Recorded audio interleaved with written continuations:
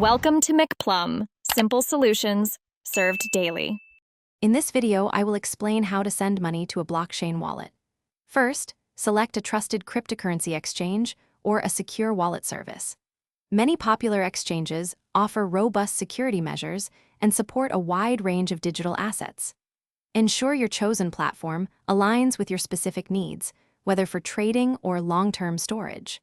Always prioritize platforms with strong two-factor authentication and a clear track record of user safety.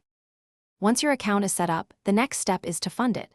You can typically deposit funds using various methods, including bank transfers, debit cards, or even other cryptocurrencies. After funding, you will purchase the specific digital asset you wish to send, like Bitcoin or Ethereum. Remember to account for any small transaction fees that might apply during this purchasing process, usually a fraction of a percent. Now, to send your crypto, navigate to the Withdraw section on your exchange.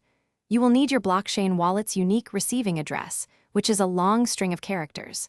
It is absolutely critical to select the correct network, such as ERC20 for Ethereum or BEP2 for Binance Smart Chain. A wrong network choice could result in permanent loss of your funds.